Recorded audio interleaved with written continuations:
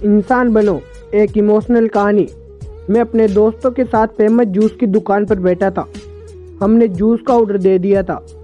कुर्सियों पर बैठकर हम सभी यार दोस्त हंसी टिटोली कर रहे थे। दुकानदार हमारा ऑर्डर तैयार कर रहा था।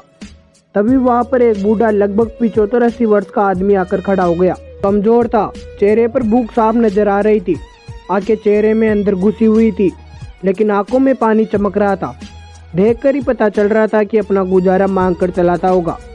मैंने उन्हें देने के लिए अपने जेब में हाथ डाला, लेकिन पता नहीं मुझे क्या सूझा कि मैंने अपने हाथ रोक लिए और उनसे पूछा, दादा आप जूस पियेंगे? मेरी ये बात सुनकर आदमी को कम और मेरे दोस्तों को ज़्यादा आश्चर्य हुआ, क्योंकि अगर मैं उन्हें पैसे देता तो 5 या 10 रुपये देता, लेकिन जूस तो 30 रुपये का था। बूढ़ा आदमी हिचकिचाते हुए हाँ बोला और उन्होंने अपनी मुट्ठी में पकड़े 10 रुपये जो उन्होंने मांगकर इकट्ठा किए थे मुझे देने के लिए मेरी ओर बढ़ाए। मैंने पूछा ये क्यों? तो वो बोला, इन्हें अपने पैसों में मिलाकर मेरे जूस के पैसे भर दो। उन्हें देखकर मैं भावुक तो पहले ही हो गया था, पर उनकी बात सुनकर मेरी आंखें और गला भर आया। मैंने दुकानदार को एक जूस बढ़ाने के लिए कहा। उन्हें दादा के पैसे नहीं लिए, इसलिए उन्होंने अपनी मुट्ठी वापस बीच ली। सबको जूस दे दी गई। मैंने अपनी और आदमी के जूस का गिलास उठाए और एक दादा को दिया। मैं और मेरे दोस्त कुर्सी पर बैठे थे और दादा वहीं पर हमारे सामने ज़मीन पर बैठ गया।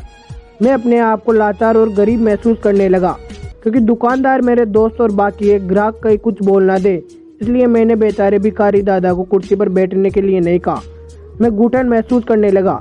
मैं कुर्सी से उठा और दादा के पास ज़मीन पर बैठ गया। ऐसा करने के लिए मैं आज़ाद था और इससे किसी को कोई परेशानी हो इसका भी कोई प्रश्न था ही नहीं।